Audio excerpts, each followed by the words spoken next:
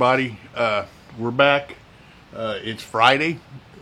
Last Wednesday, I blocked the skirts in and I set the back rigging on it. But I made a faux pas because I have to tool the skirts before I can block them in. So we're going to start over on the skirts. But maybe we're not going to. Maybe it wasn't a mistake. You were showing them how to do untooled skirts. Yes, that's right. Untooled skirts, that's exactly how you do it. But if you're tooling the skirt, tool it first and then do exactly what we did last Wednesday. But anyway, I have the skirts off and I haven't finished tooling them yet. And I'll probably put them on and block them in. You might not be on camera when I do that, or I might not be on camera when I do that, but you all know how to do it anyway now. But today, the process will be the same. Yeah. So it's just going to stretch your tooling whenever you go to block it. That's why you need it to be done first. Yeah, you need to be done with your tooling, and you need, of course, you need to be a little bit careful. You don't want to mess your tooling up because it's going to be wet again. But you can do it. There's a possibility we'll do it on camera. I don't know yet. But anyway, today, since I don't have the skirts on, and I need them off to do this, we're going to cover the fork, or try to. How's that sound? Sounds good. Everything's an experiment. So the first thing I've got to do, I've got my piece cut out here, and the first thing I've got to do is find the center of it. And to do that, I'm going to wet it first. Okay. Excuse me. I'm off camera. What? Yeah, we just got the same tub that we used last time. We're just dipping it in that. Just a tub of water.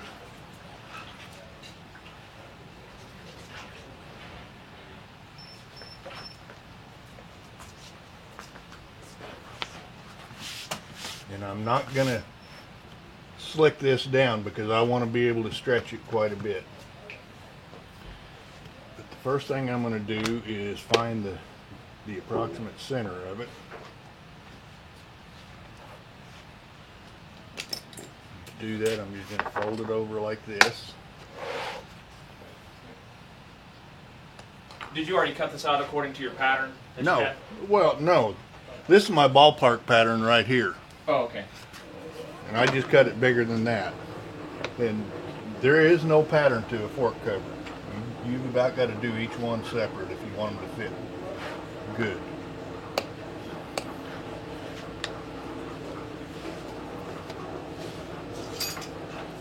Step off and get a straight edge in there.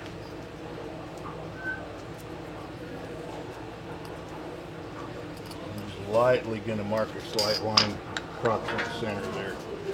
Now I'm going to go to the saddle itself, and I want my fork cover to go around through that handhold far enough under to make sure everything covers.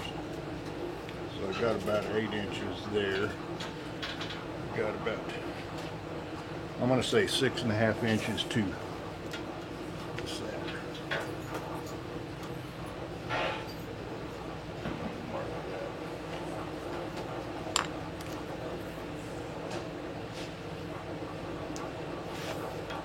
I've got plenty of room there, so I'm going to move this forward a little bit. I want to call that the center of our center hole, or the hole that I've got to cut for the horn. Now, the horn itself, I don't know if you can see me doing this, but at the base is about 3.5 inches wide. So I'm going to cut this hole a bit smaller than that. I'm going to cut it to, say, 3 1/4. That's where I'm going to start. I might end up cutting it bigger than that. I'm just going to take my wing dividers. Half of 3 1/4 is 1 5/8, I believe.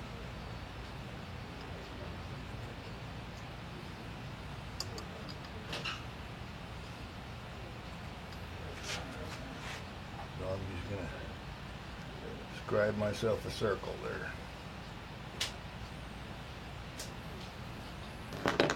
While I'm at it, I'm going to extend this line all the way to the front, center line that I've got. because I'm going to be, no, I need to extend it all the way to the back.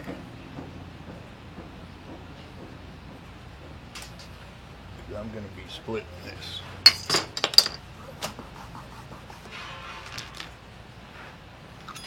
Now I'm going to cut this hole out.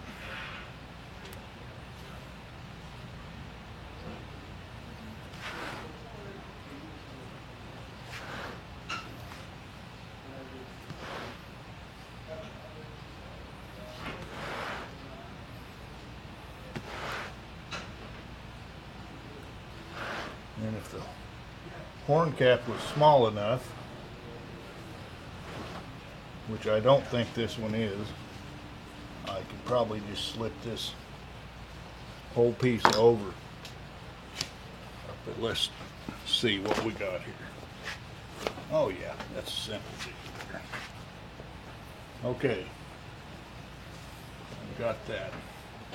But now I'm going to try and sweat this cover down. I'm going to try and not have a welt in it. So what I've got to do, I'm going to split this back here so I can pull this together and get rid of a lot of this slack that's up here in the front.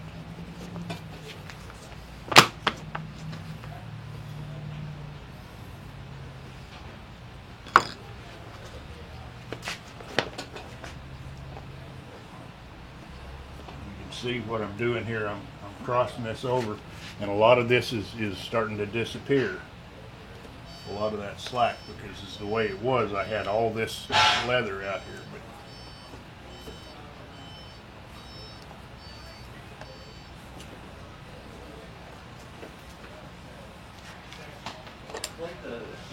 I'm gonna make myself a mark cut right here, right here. About to the center there.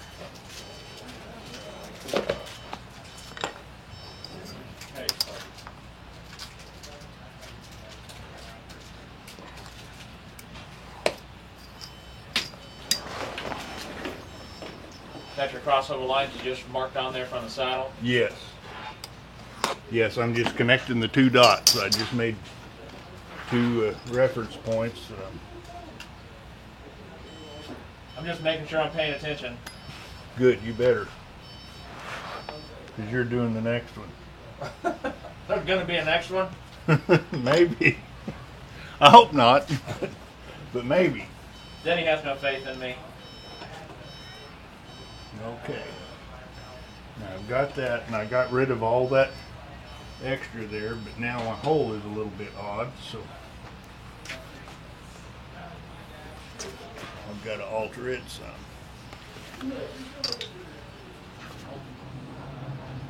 And what do you want to keep that under? You just want to kind of keep a straight line around?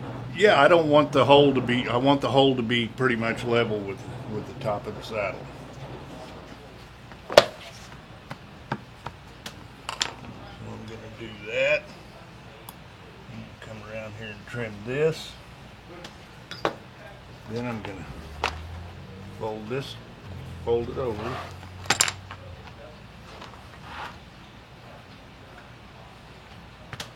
Cut about the same amount off the other side of that hole.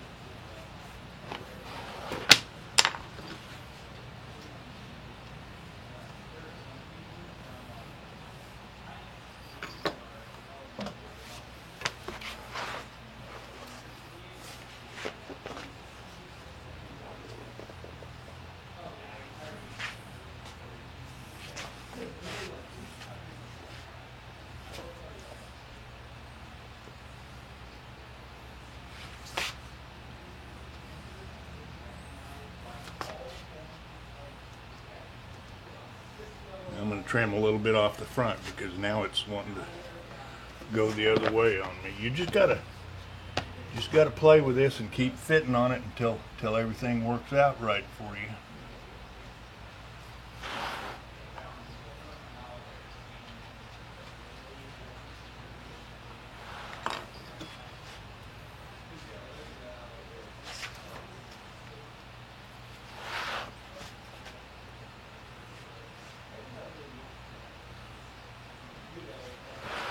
So while we're fitting and finagling and you're using your head knife, We had a question that was, what makes a round knife or a head knife better than another knife?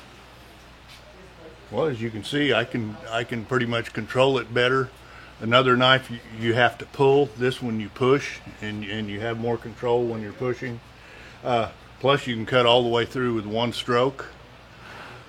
Most other knives you have to make 2 or 3 passes at it, which makes 2 or 3 separate cuts. This one you can skive with also. It's just a better deal. If you will look at this knife, can you see it from where you are? Let's go to that one. Just lay it right in your hole. Yeah. There you go. If you can see, this side drops down a little further. So when I'm holding the knife like this, quite a bit of the blade is in the leather. When I turn it over this way, I'm way down on the point, so I can make a tighter curve with that. So less blade in the leather lets you... Yeah, the less blade you have, the tighter curve you can make. Now we're back to the saddle again. Back in the saddle again, Gene Autry.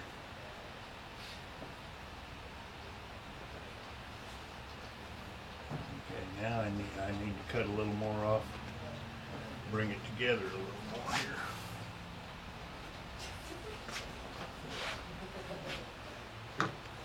But that's okay, just keep fiddling with it till you get it the way you want.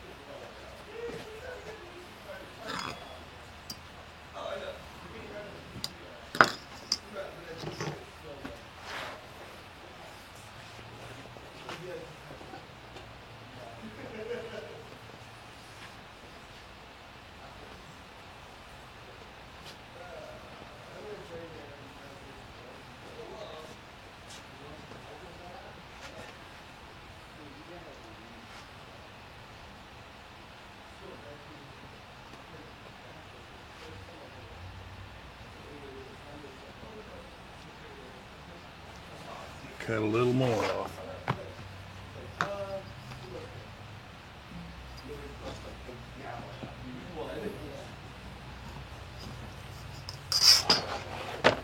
I'm just eyeballing this because I know about how much I was wanting. When I put it back on, I might change it again.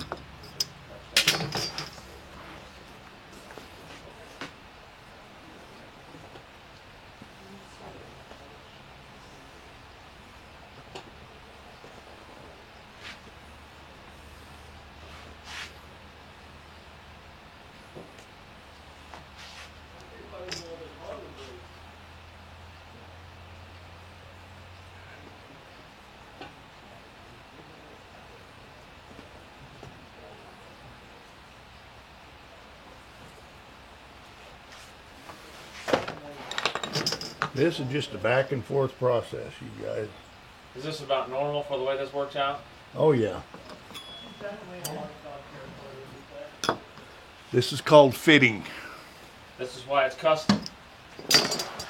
That's right. This is why it's custom, and this is why you can't make an exact pattern for it, because every piece of leather is going to react a little bit different. Every fork is a different size. Every ground seat you build turns out a little different.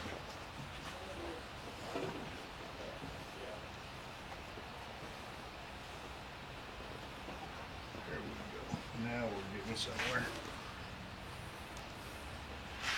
But I'm still too high in the front here.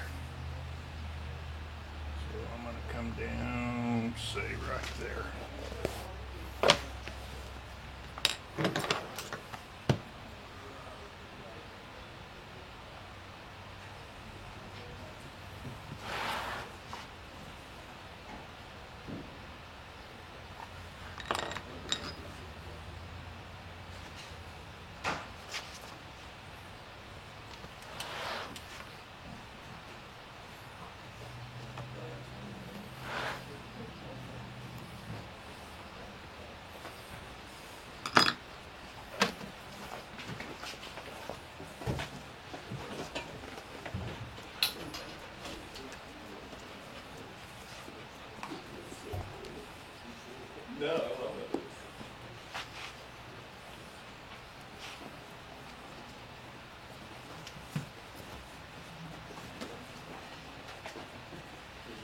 I think the dogs know that it's Friday, Denny.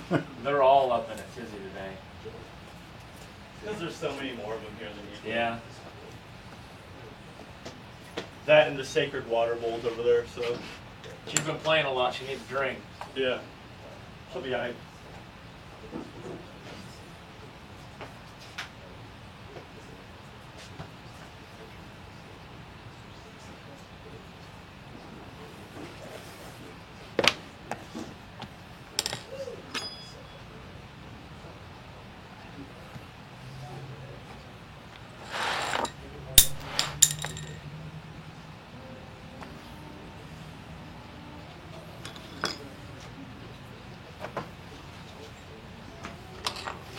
I'm getting there, I think, you guys.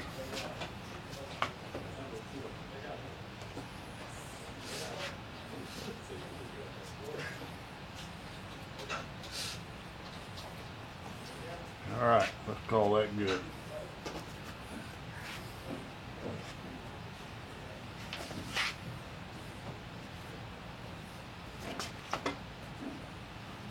So is this going to shrink up any when it dries, or is that going to be affected? Change any of your stuff? By the time I've got everything nailed down and shaped up, hopefully it'll be just like it's supposed to be. Hi, Liz. Hi, Denny. You're gonna nail it down and shape it up? In a little bit. I'm gonna bevel the edge on that. Because after it's on there, I don't want to be messing with it too much.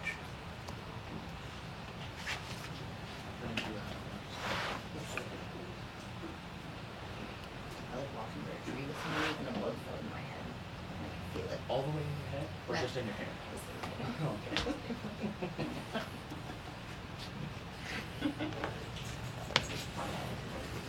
Feels like it went in my head.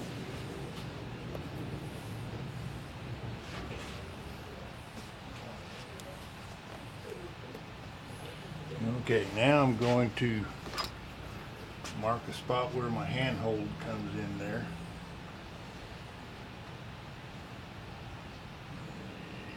Yeah, come out right there.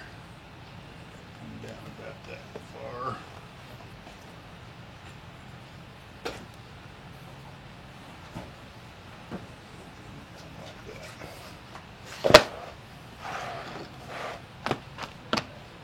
Now I need to get a round in punch here.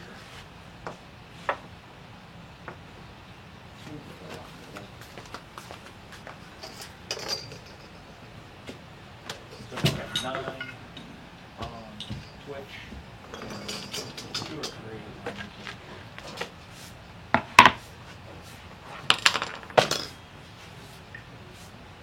It's maybe a baker's dozen.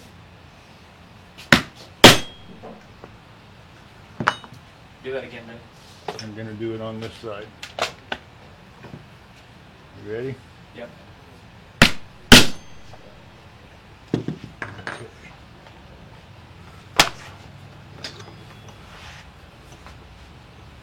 Now I made myself kind of a scribe mark there that I'm gonna kind of go to.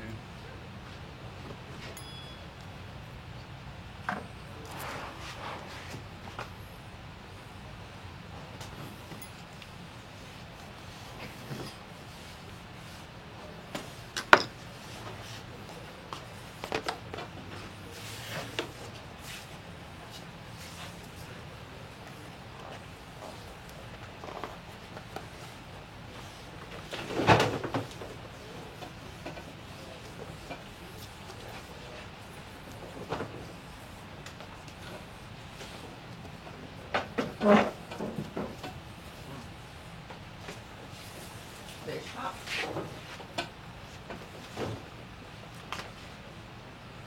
Yeah, this is more complicated than knife cheese. So this is more complicated than knife cheese. So when you cut that half circle in there, is that just experience of you knowing that? Where Well, you need yeah, I just had to make a kind of a area to go around this ground seat. How big Can- of a punch did you use?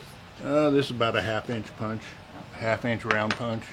You don't have to. You don't have to cut it that slot. A lot of people just make a slit there and stretch it around. But I like to make that slot because I'm going to skive it down here in a little bit. Now I'm going to alter my cut here in the front again.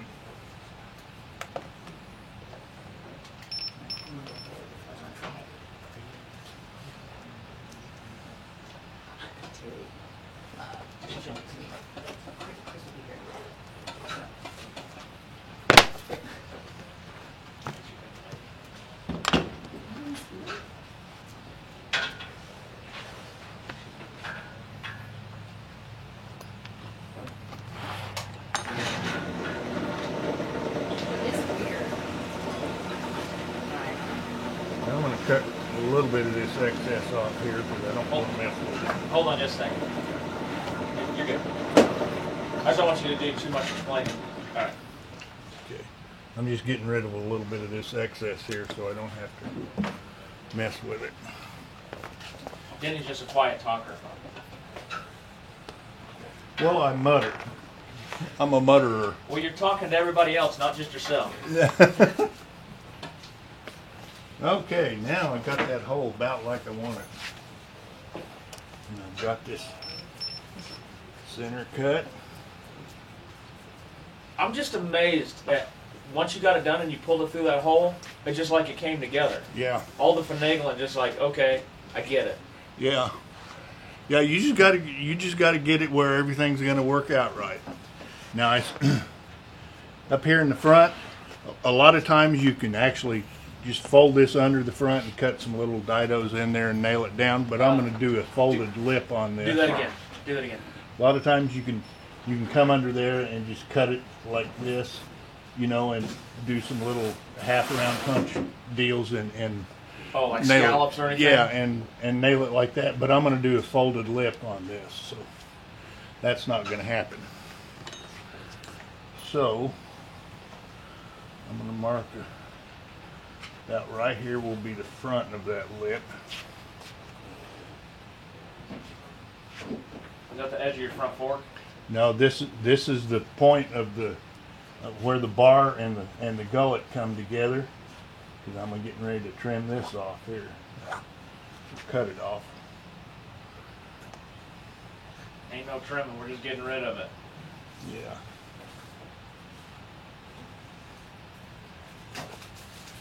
I'm gonna cut one and see if it matches the other one when I fold it over there.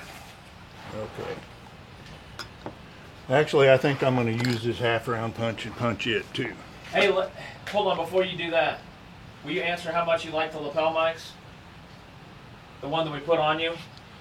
I hated it very much. Yeah, and it sounded awful. If you watch video number 1, you'll see how bad it is. Yeah. I wanted to cut it off, and I had the tools to do it with, but I was advised against that.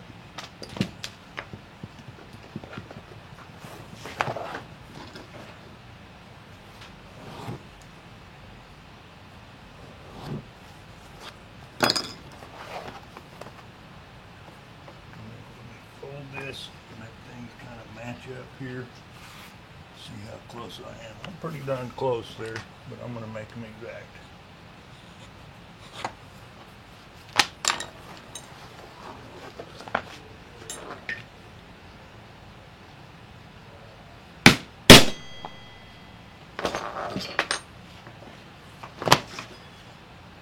Your tree isn't exactly symmetrical. It never will be unless it's a molded plastic tree.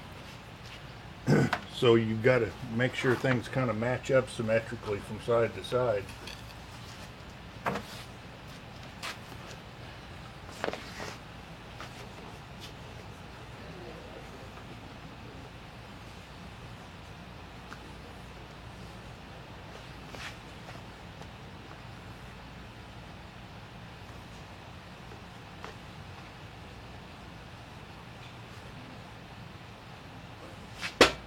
I was pretty close there. Pretty close there. I'll make it work. I just want to make sure everything's going to cover. I'm just barely going to cover here. 'Cause I should have I should have made this cut come out this way more like I had it marked, but Oh no, I was too smart for that. that's all right. I'll make this work. Now then, This is front of my lip, and it'll come around similar to this right here.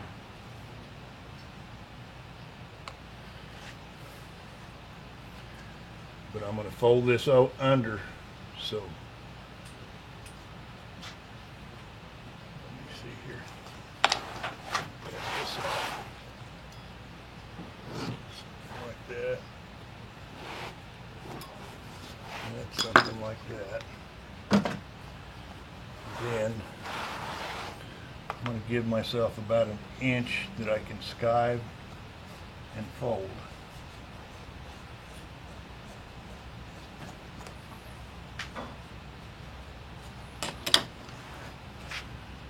This is just, I'm guessing at this.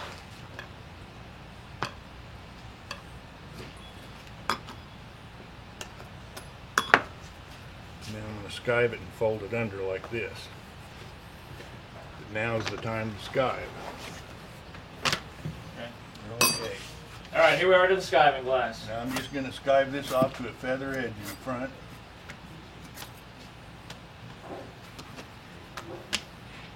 This is pretty tough stuff.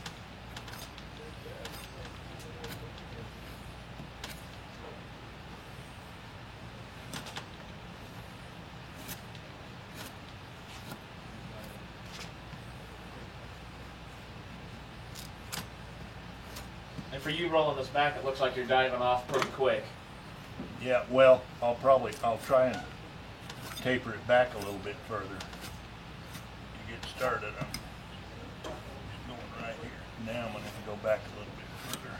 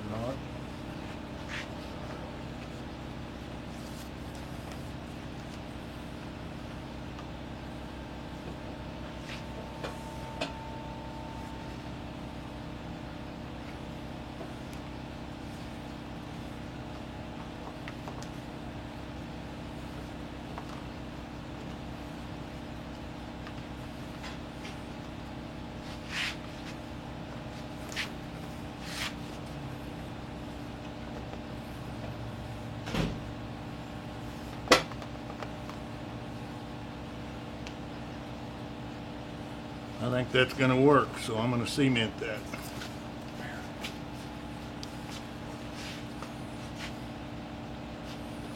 I wanted to see what you were doing. All right. Got it? Yeah, I'm going to take a hammer and just kind of flatten that out just a little bit.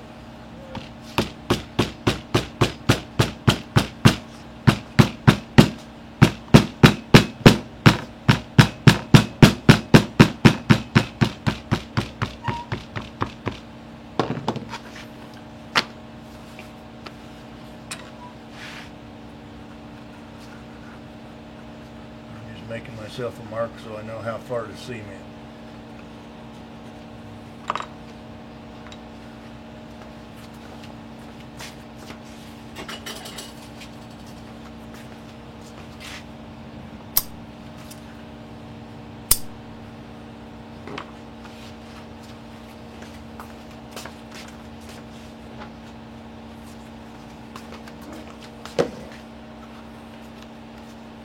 A lot of people go ahead and stitch this or buck stitch it or something like that, but I'm not going to. It doesn't need to be done, and it's just something else to wear is that stitch line right there in the front. This isn't going to go anywhere anyway. It's going to be tied down tight.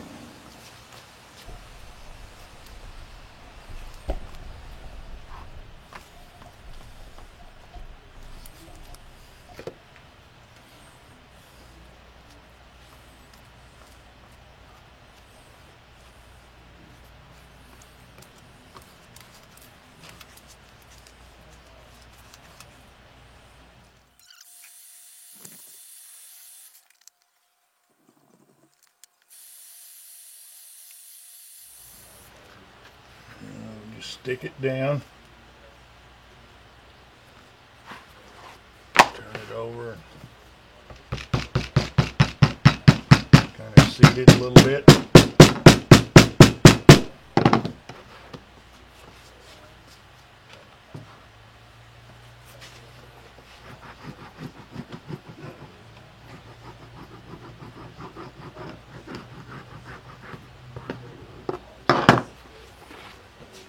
All right.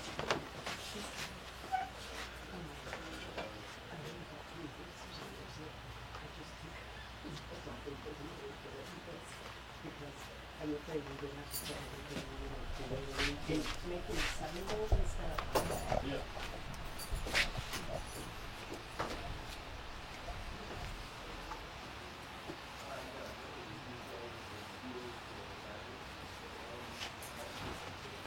Okay, now I'm going to take a spike, and I'm real close here, so I don't want to get too far up in this.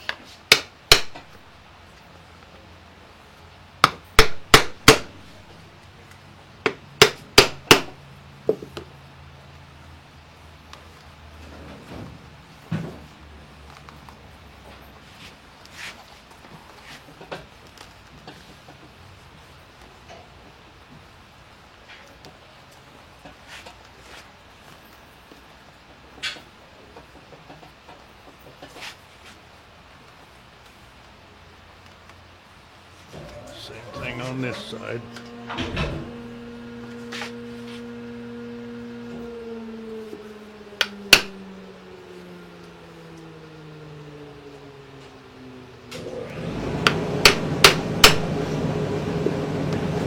All right.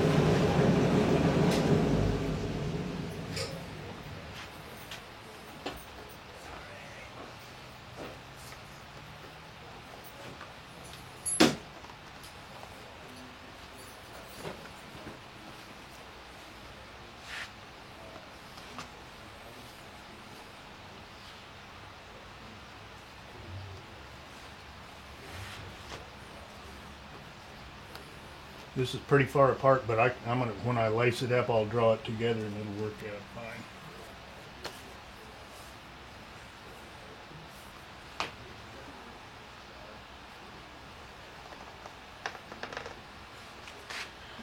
Okay, I'm gonna trim some of this off now.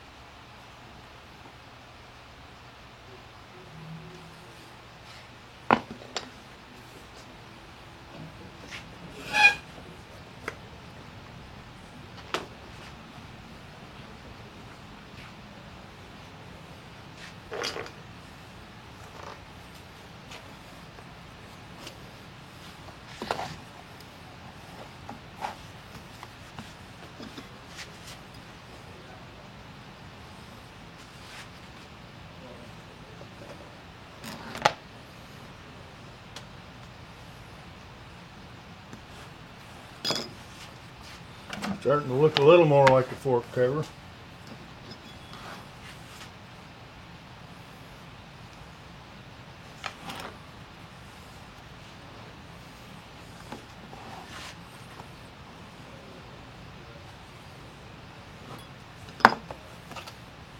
I'm going to wet it up again.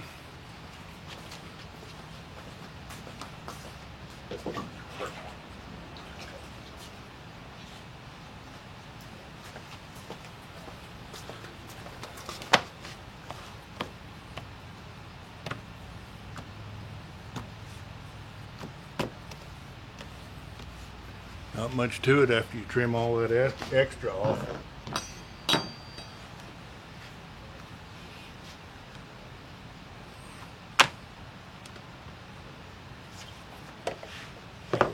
skive a little bit here.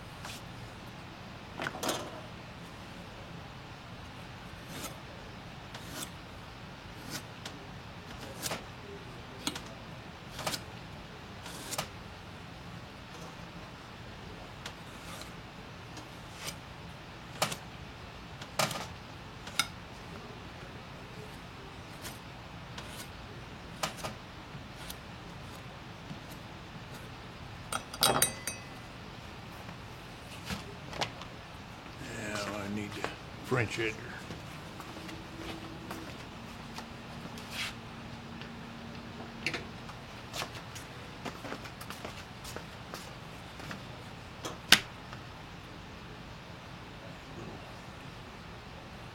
Cuts that I made here, I'm gonna just take that sharp edge off of them. Am I talking loud enough for anyone to hear?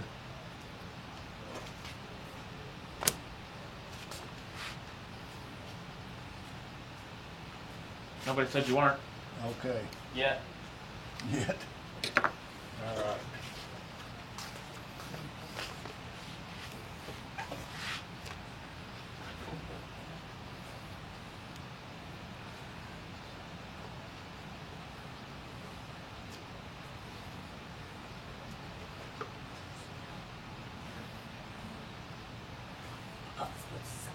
Okay.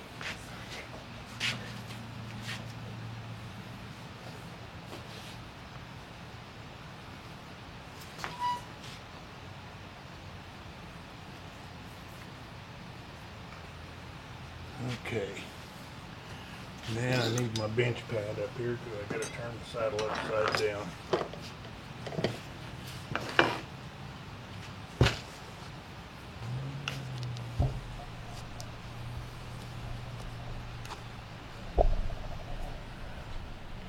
What I'm doing here, mark about where I want to trim this off.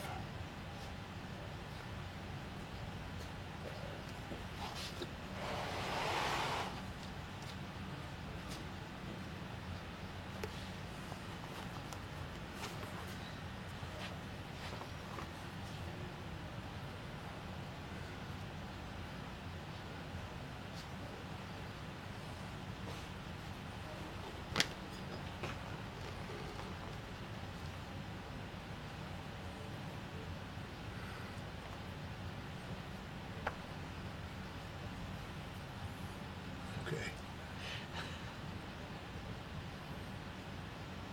All right.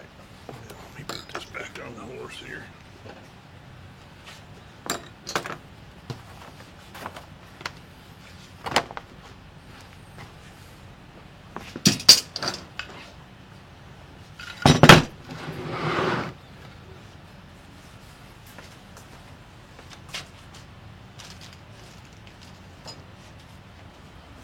I'm just going to use a 3/4 inch round end punch and trim this off about where I marked it.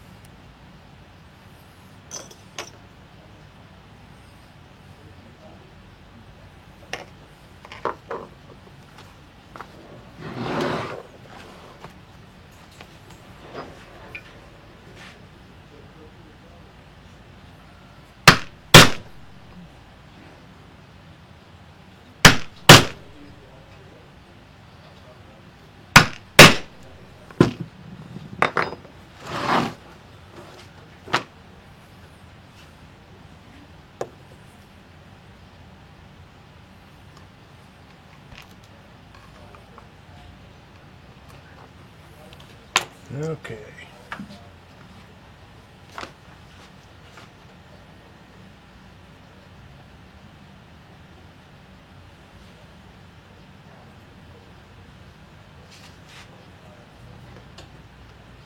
That will work.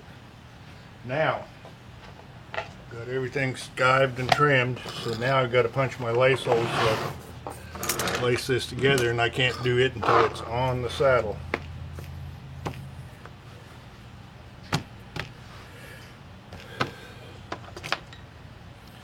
So I'm going to use a piece of probably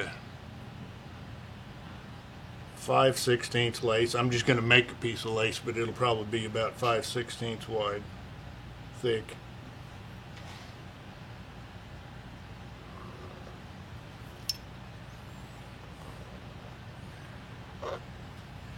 And this is probably a 1/2 inch. Just whatever you like the looks of. I'm going to make my holes about 3/8 of an inch apart. Start up here towards the top. Don't want to get too close to this edge because they'll pull out.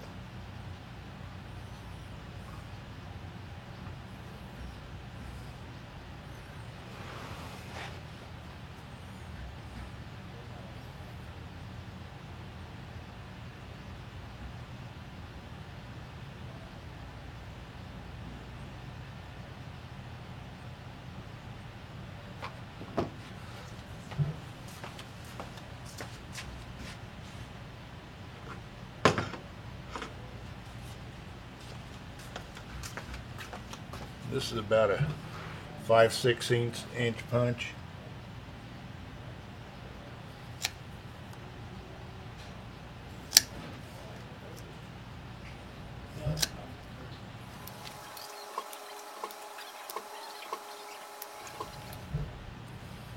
I'm going to do a gaucho lace on this. That's why because this is visible and it looks pretty good. Gaucho. Alright, holes are punched. Now, here's a piece of lace. I'm going to thin this down a little bit here on my...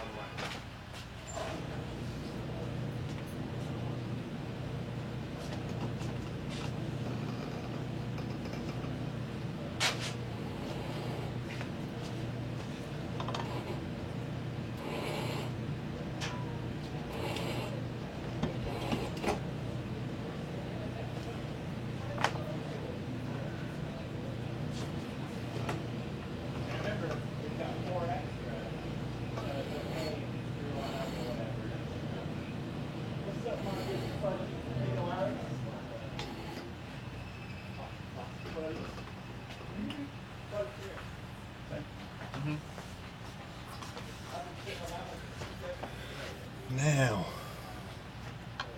that's a little bit too heavy, so too thick, so I'm going to skive it down a little bit. I'll get right here and see if y'all want to watch this.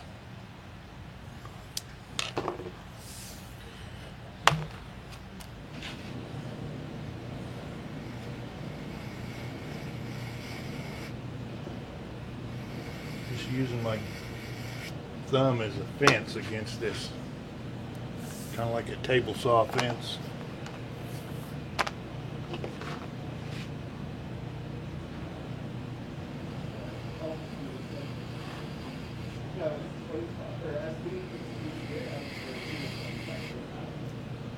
Just bevel on the edge.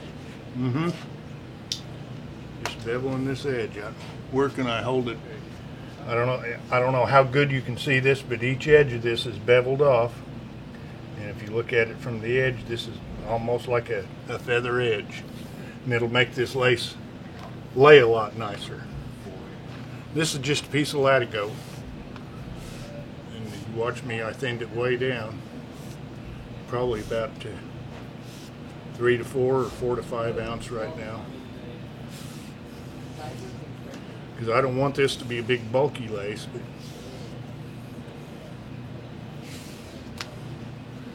all right.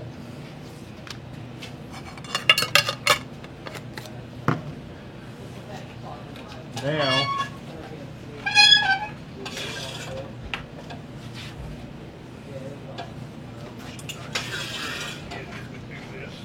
I might do it up on the table. That might be the easiest. The easiest where you can see it.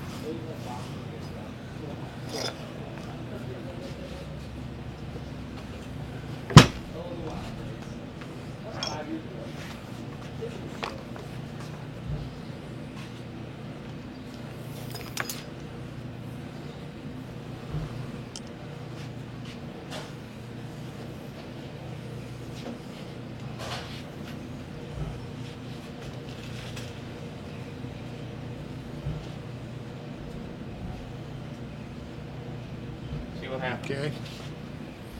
All right. Start from the bottom on this. Go through each hole. That looks like the top. Correct. The other bottom. Oh, okay. Yeah, whichever you call the bottom. Top bottom. The top bottom, yeah. Okay. Okay.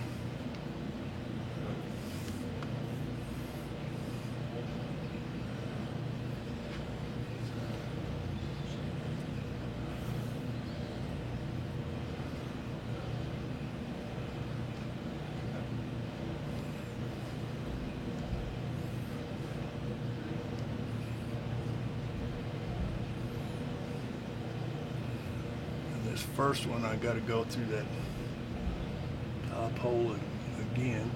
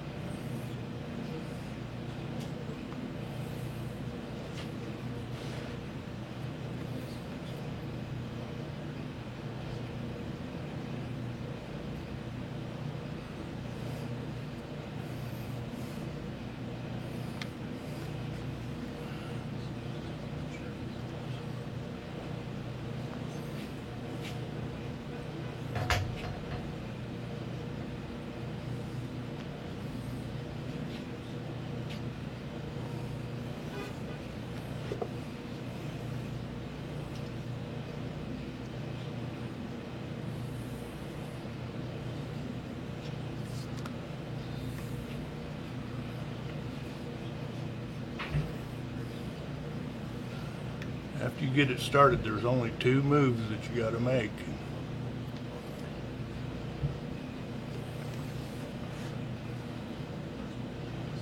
But each hole you go through 2 times.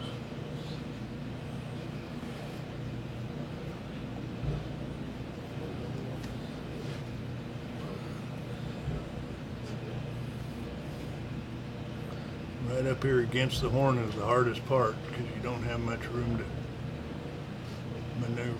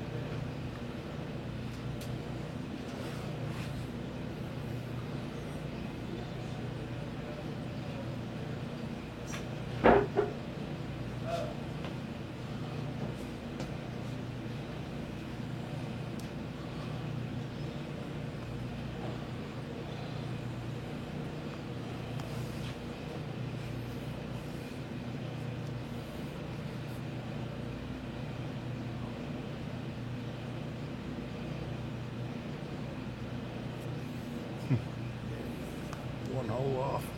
Luckily it's underneath.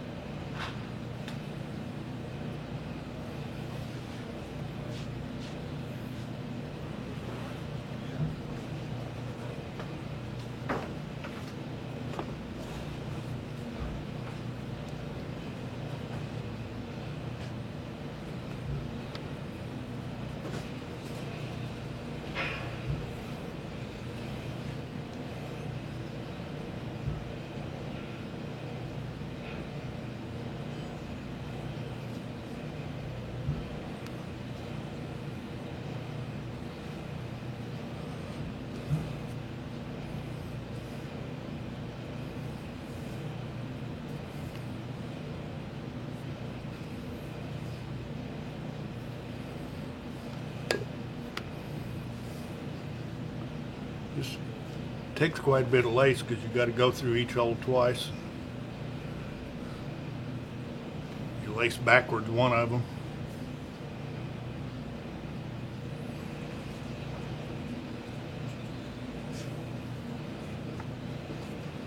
Did you go over the pattern?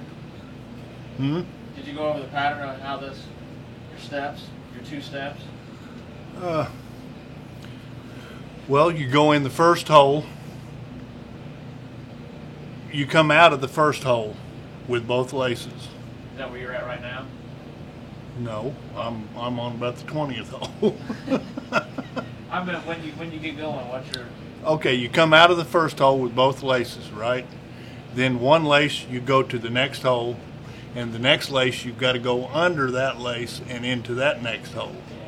Then you go back under and go in the hole above it with the opposite lace. Then the lace on the other side, you go the opposite lace on that side and come out. I'll show you here. All right. Let me.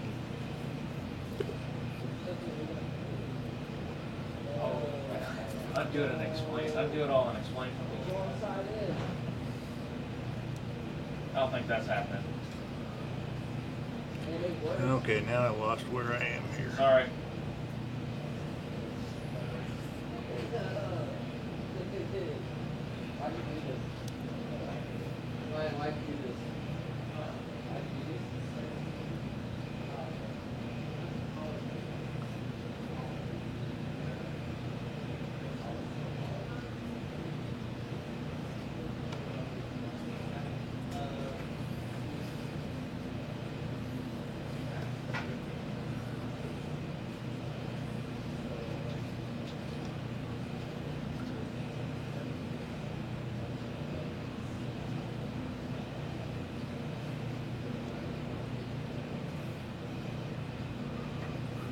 Okay.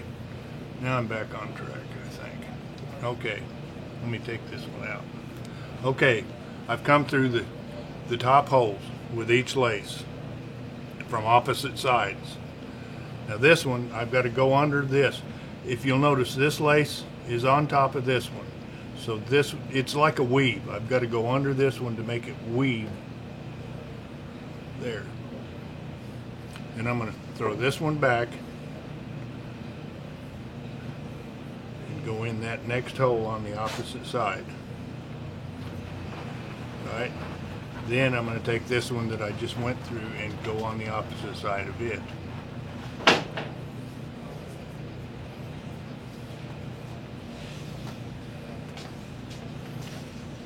Okay, then I'm going to take this lace here and come up through this hole, which is the one behind it. I got to backtrack with every other lace. I'm going to do the same thing on this side. I'm going to come out through this hole here.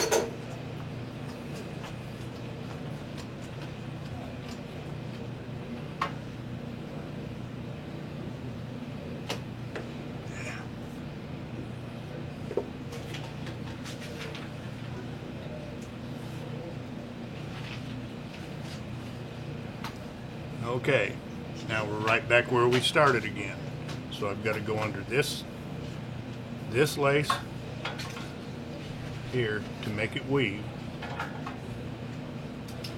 I've got to throw it back, go in that next hole. And I've got to go in the opposite side. I'm one hole long here, but that's all right. I'll fix that before we go any farther. Okay, now I've got to come back. This lace that's coming out here, I've got to come out of this hole on this side.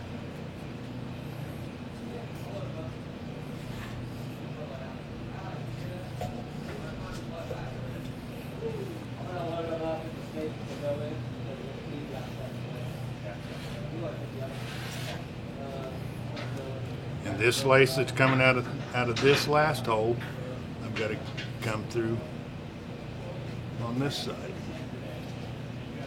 All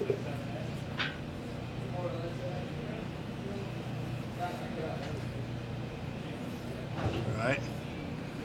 Okay, now we're back where I've got to go underneath this lace.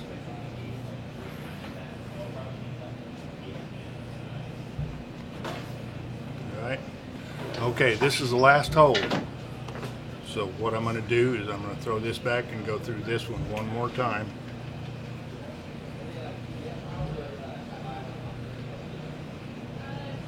Then I'm going to go take this one and go through that hole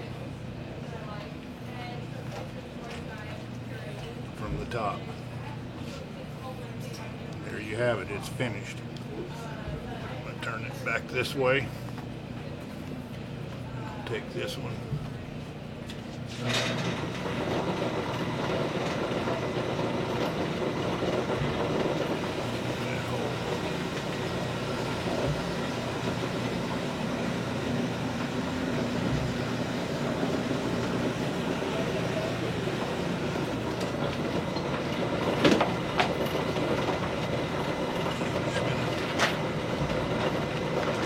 Clip those tag ends off, leave a little bit.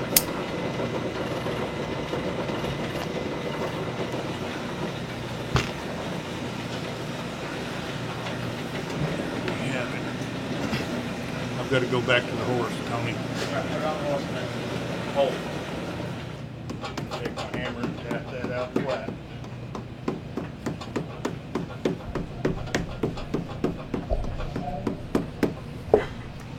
Like that. hole there. I'm going to trim this off a little bit.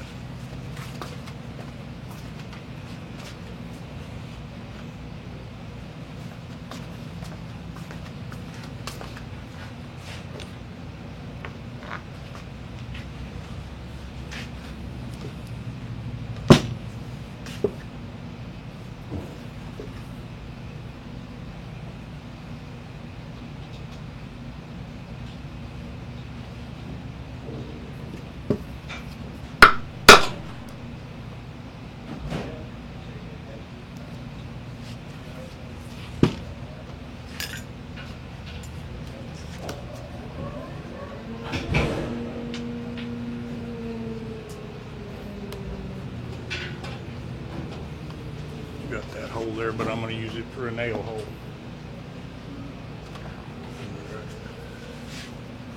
I think it's break time. That okay with you? Sounds great to me. We've got it all laced up. Now I'm going to peel it back like this and get this dextrine saddle paste. You all know we talked about that earlier. This is just a paste that gets really hard. Okay. And I'm going to slather it on both of the saddle here.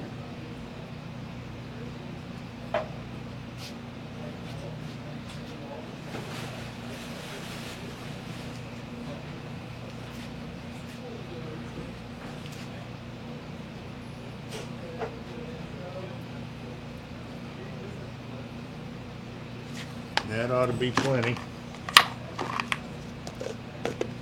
This stuff, I found this out this morning again. This stuff molds pretty quick. Molds. Mold, yeah. All right, now I'm going to pin this back down on the two front corners. Go right into those same holes that I had before.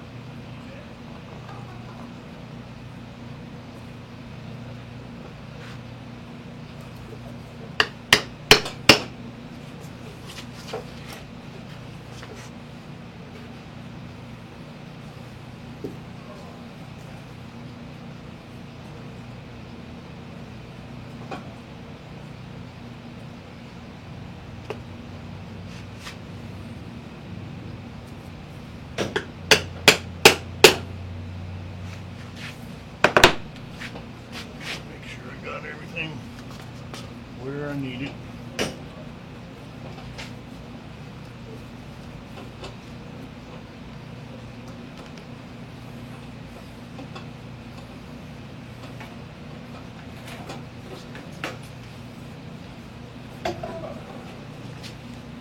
Okay, now I'm going to turn it upside down on the bench again.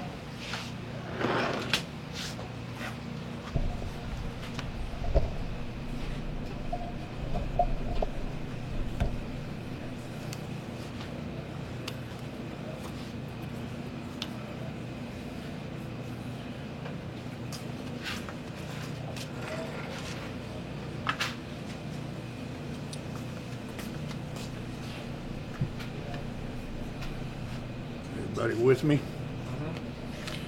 Okay.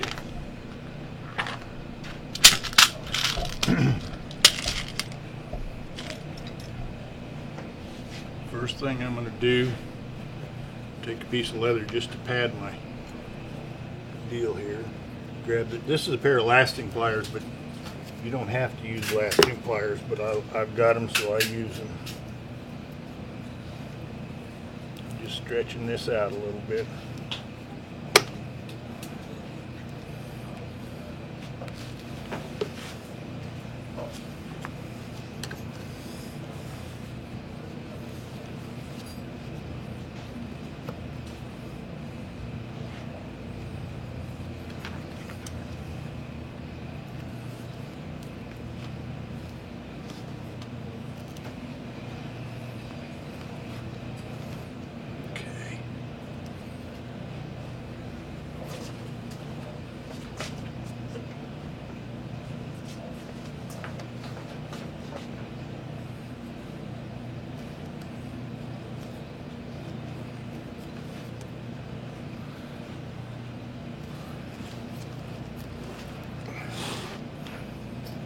get your protective piece.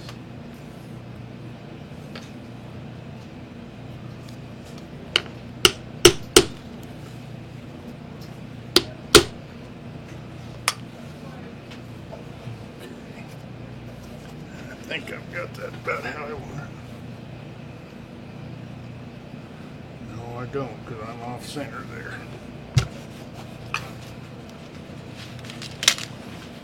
Go back to the horse. There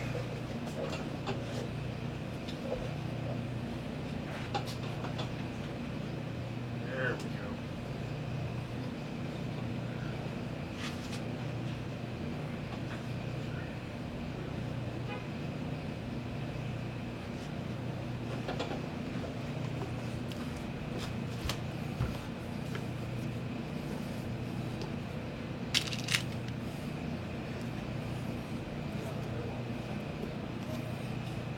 These are discussion pins. They're just little brass pins. That's what I'm going to nail this with. They're round-headed. Really easy to mash your fingers with these.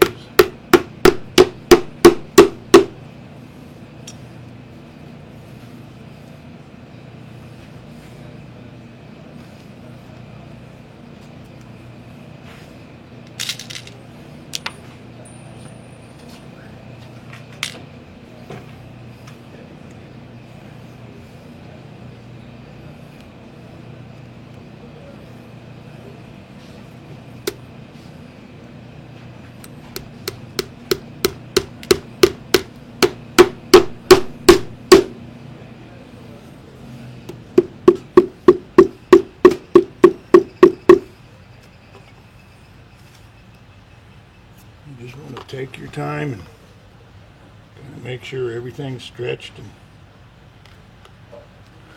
placed in the right spot.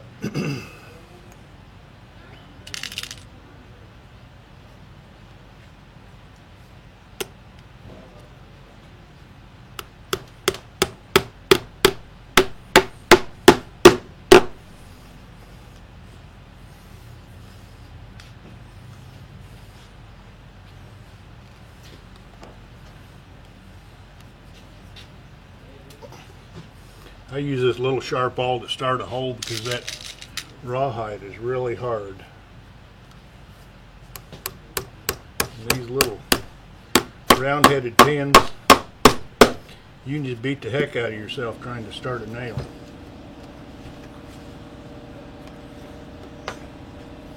You see there, Tony? Yep.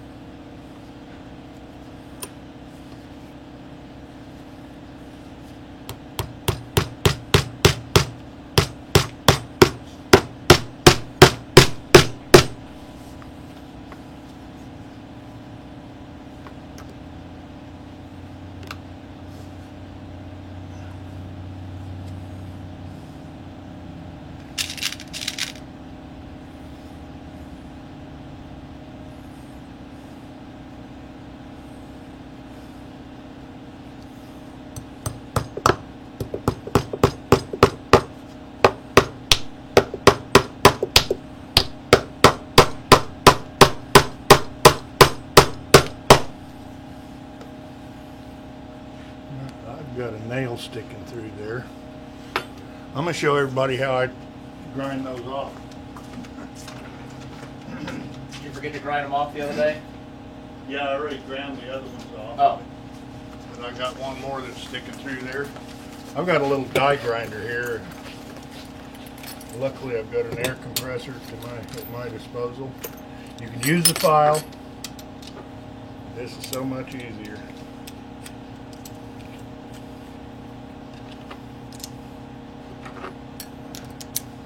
And it's noisy too. That's another good point.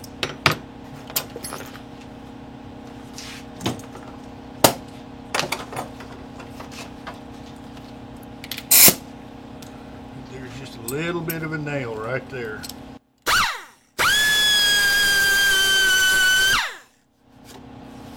That's all there is to that. Pulling sparks at the camera.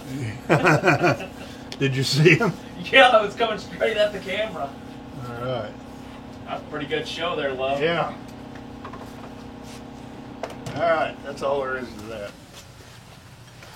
that. Okay, let's go back up on the horse.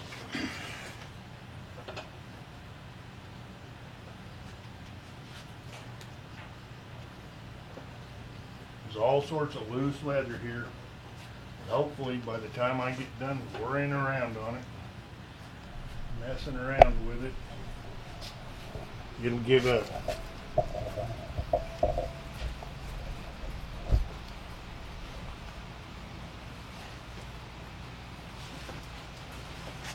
So the first thing I'm going to do, I'm going to take some of these nails right here.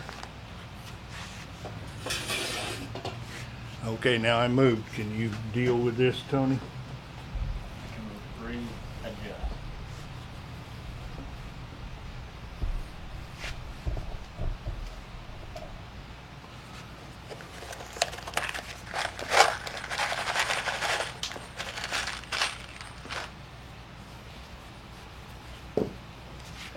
If you notice, I've got a big bunch of slack here, but I'm going to start right in the middle. I'm going to try and split the difference with that stuff. I'm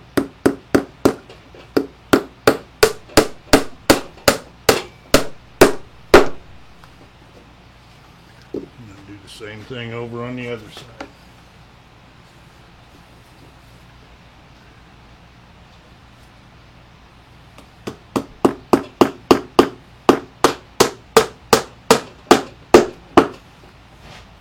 One side's always easier to deal with than the other side because of just the nature of leather.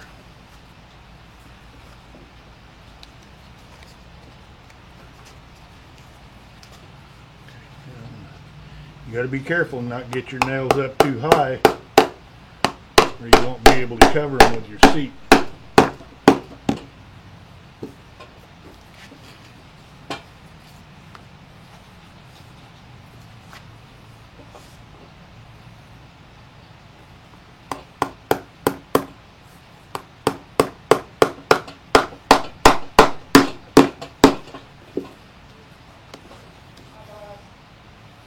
How am I doing so far?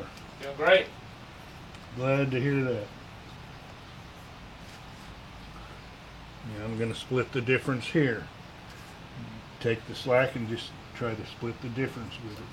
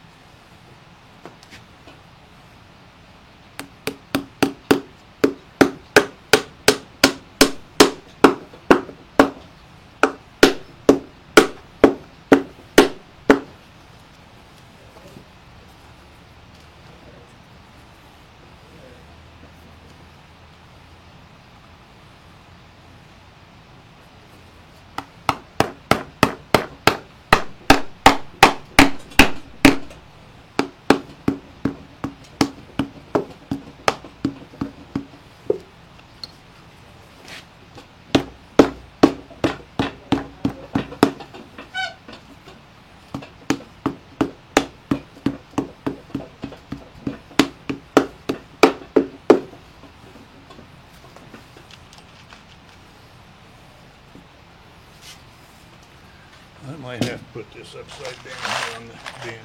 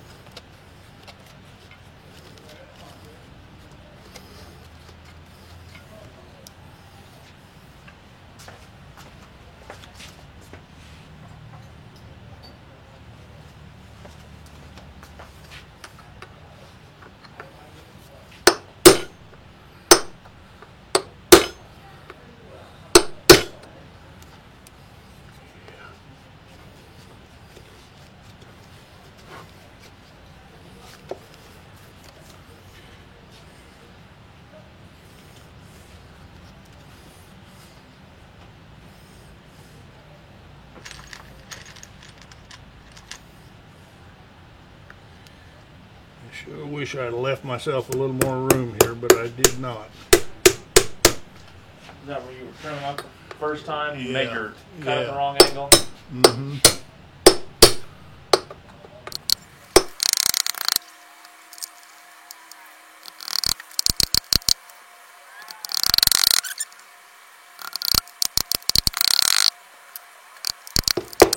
When you're doing this, a lot of times you'll think, "Ah, man, I'll never get all that out of there,"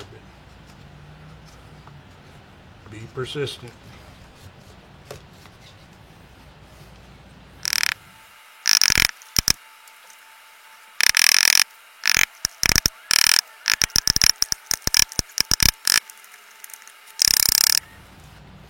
Okay, let's work on the other side a little bit.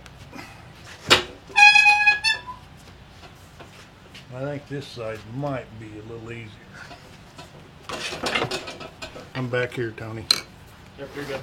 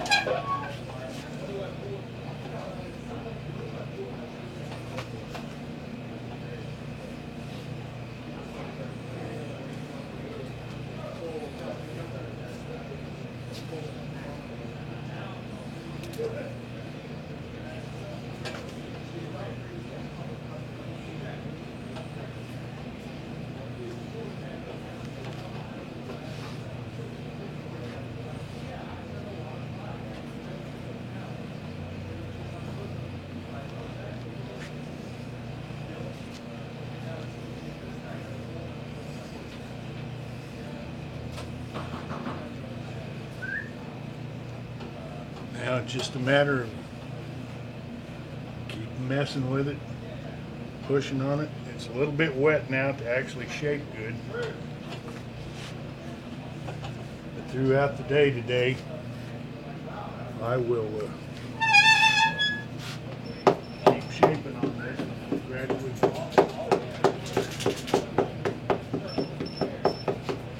Gradually take shape.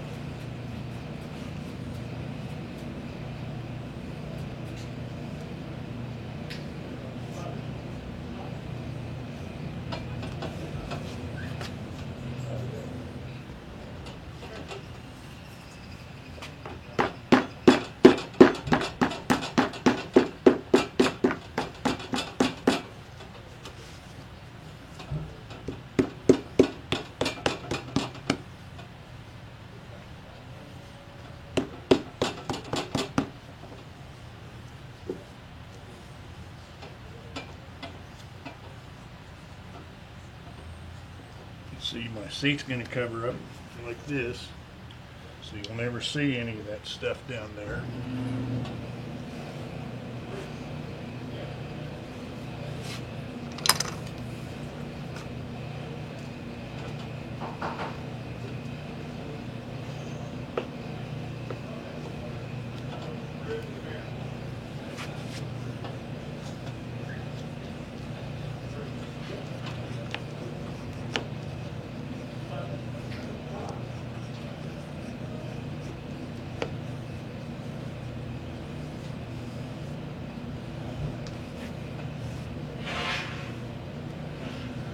Okay, let's leave this alone till a little later, till some of the moisture gets out of this.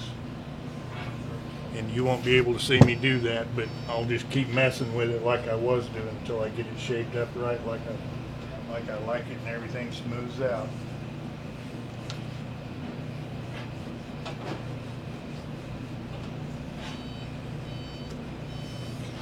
Okay, What do we do next? let's put the back cannel filler, the cannel binding filler on. All right, moving on to. The cannel, the back cannel. All right. All right, now when I cut all the rough cut pieces, I didn't show you me cutting these because they're just two straight pieces. This one is the cannel binding filler, and this one is the actual binding. The binding I cut about 5 inches wide. This filler is probably 3.5 or 4. Both of them are very rough cut, and they're just straight pieces. But I just measured across the back of this cannel and added about 3 inches to it to make sure I had enough. First thing I'm going to do, this is the filler. And all the filler does is actually stiffen your cannel binding. I don't know if any of you've ever walked up to a saddle and the first thing you do is grab the back cannel and start twisting on it. And when it's real floppy, you think, man, this is a kind of a crummy saddle. But this stiffens it up, and I guarantee this is just, I split this down. You can use full weight to saddle skirting on it, but I split this down to about 7 ounce. And that's plenty heavy enough. It just takes a little bit. All you're doing is just adding it as a stiffener. First thing I'm going to do is scratch it up.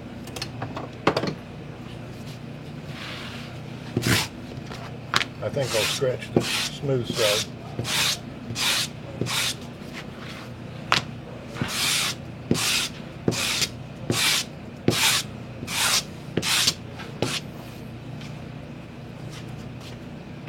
Then I'm going to go over here and skive off one edge to a feather.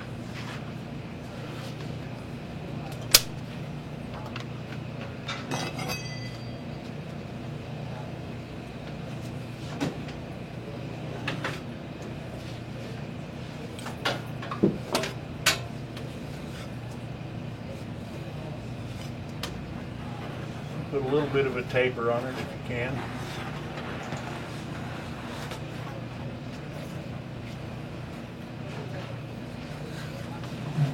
A lot of people will actually cut these on an arc, and I've done that before, but I find that it's just a straight piece of leather will do just as well for me. Everybody has someone who's going to disagree with them about something, though. All right. Now it doesn't matter which side is up or down.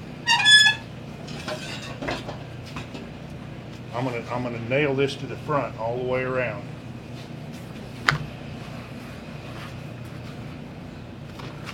See, this is stretchy enough where I can make an arc with it to begin with. I'm going to get I'm using just blued carpet tacks here, is what I like to use.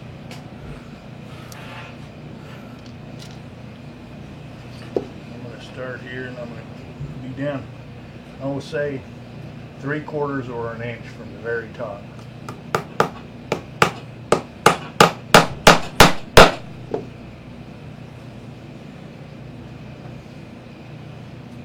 Start to go all the way around and leave a little bit of slack in it.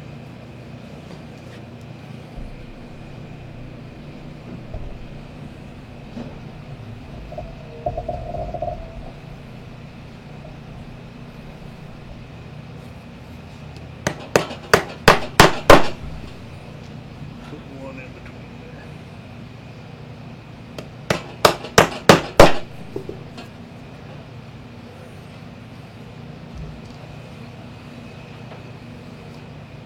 But you want this to be down to a feather edge because it is on the seat there. And you don't want too long a nail because you'll go all the way through your candle. But if you do go all the way through your candle, just file them off. Just however you can do it. Just chew them off if you have to.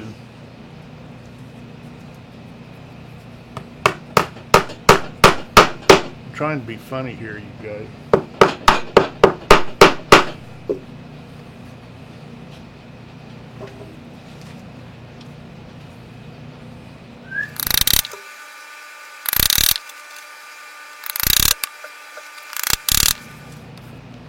This is going to be a Cheyenne roll also, you guys. It's not going to be a straight up binding.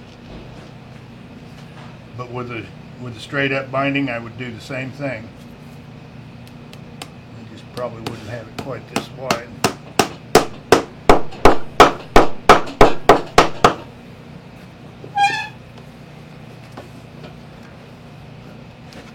Am I still in the picture? Yep.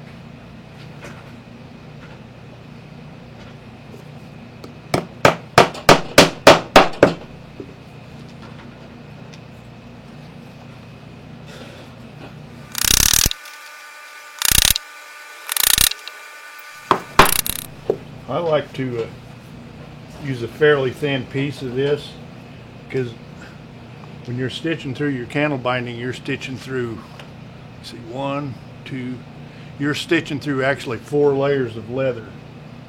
And the heavier this is, the thicker that binding's going to be. But like I say, I didn't used to have a splitter like we have here, so I would just use full weight. But I would find the thinnest part of the hide that I could.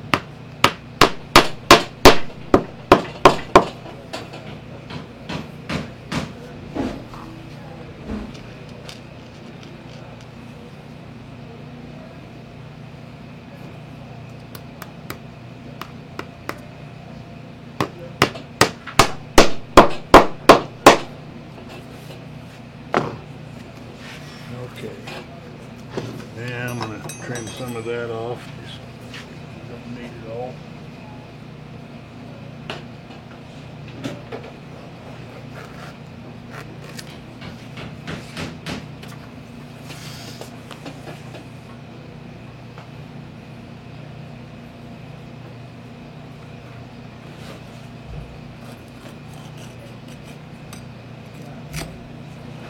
What are you doing?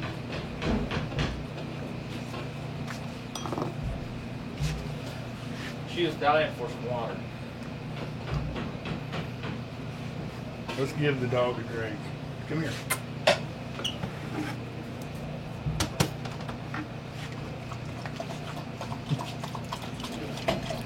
Alright. Now, if you'll notice here how steep this is, I'm just going to take a pair of scissors and make a few relief cuts in it. I'm not going to go all the way up. I'm going to do it part way through.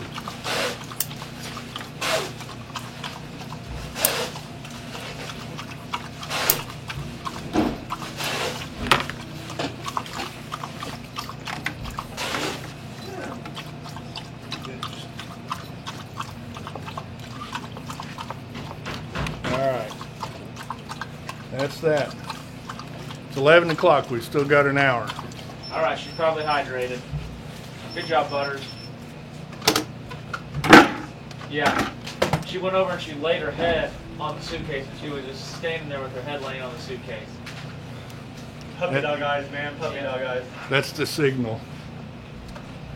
Alright, let me get these tacks out of the way. I guess now let's try and fit our back candle. Alright, on the pattern, you guys will notice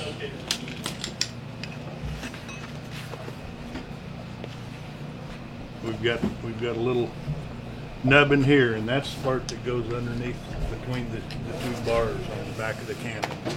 So it's not always going to be the same. So I'm going to take my wing dividers and find out that distance there.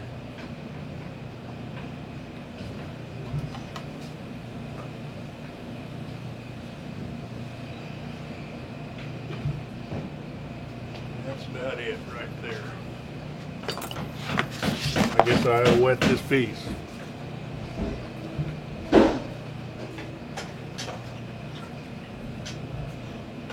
This is another piece also that has no structural value whatsoever. Strictly decorative. So I split it down. It's a little bit thinner. This is probably a 9 to 10 ounce. But you can use full weight, whatever you've got. 9 to 10 ounce on this piece. Yeah. But if you don't have a splitter or access to one, use the full weight. That's what I've always done.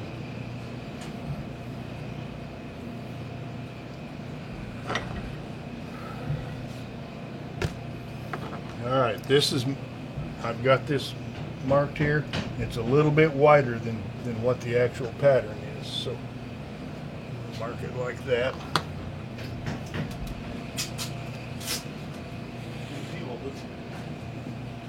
And this is plenty wide enough. This is a 3.5 inch camel, and this is plenty wide enough for a 3.5 inch camel. So.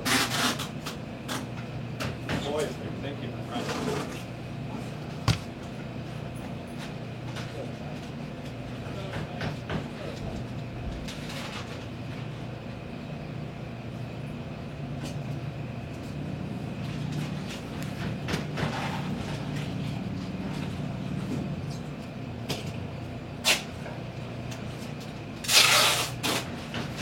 All right, let's cut this.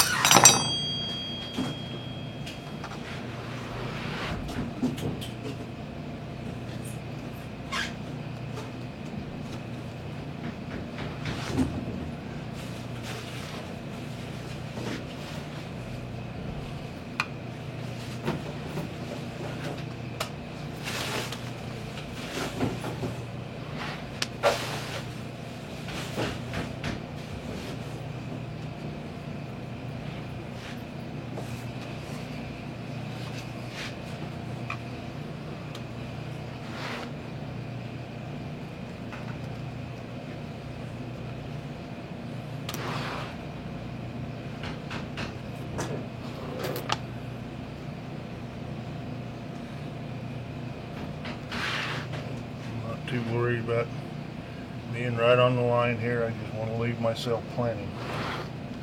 This is going to be cut down.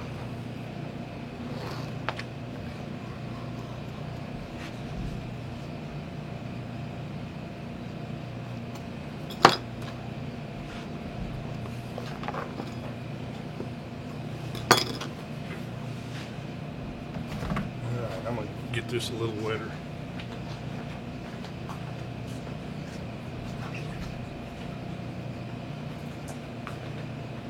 Now I'm going to skive this leading edge down here.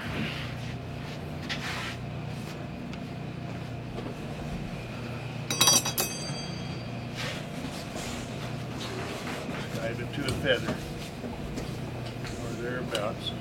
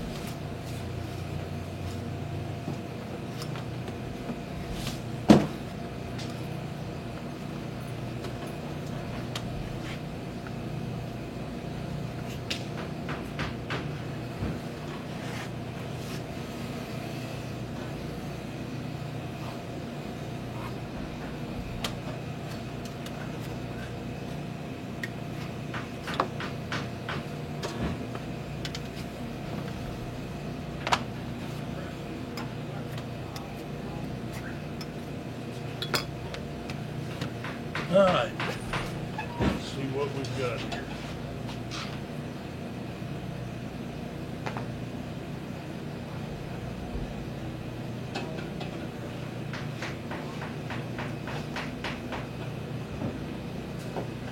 Tell you what, I'm gonna change saddle stands here. This one.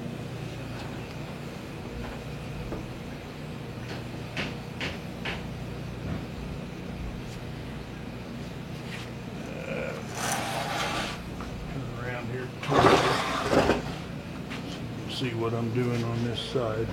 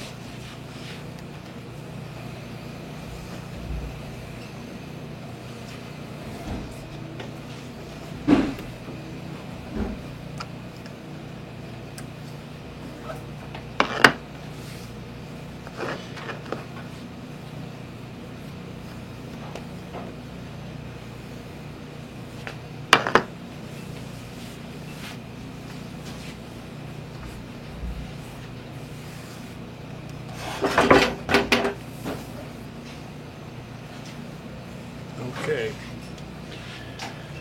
That's where this thing is going to live when all is said and done. Now I want to mark find that top edge.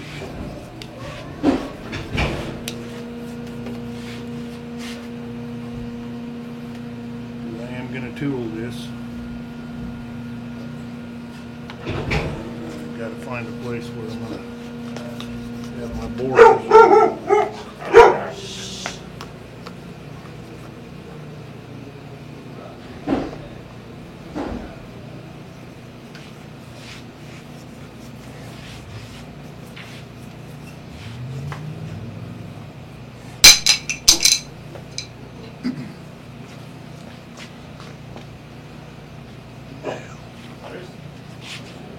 Gotta chill out. 1.21 gigawatts right here.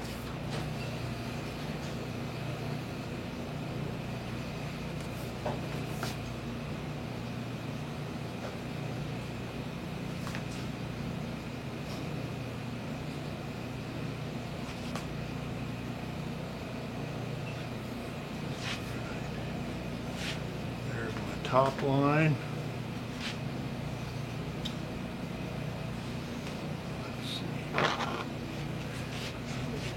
Dividers here. See if I can't make myself a bottom line.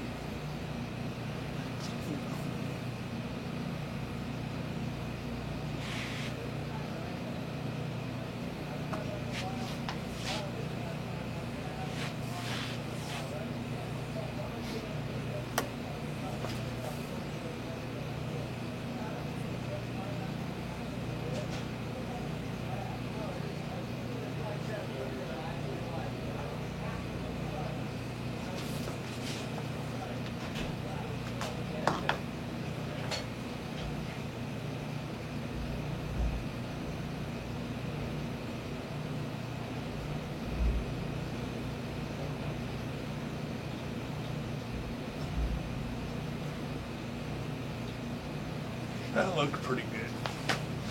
Okay. Now I'm going to take this back out and flatten it back off. But I've got two reference holes here with these two nails. So hopefully I can get it back in the same spot after I get it tooled. You got a tool that's flat. I've got to tool it out flat. I could tool it on the saddle, but this I can take off and it's a lot easier to tool it out flat. So I'm going to take it off and flatten it out. And that's about it until Wednesday. Unless you guys have some questions or we want to talk about something else. Well, let's talk about like what all we've done today.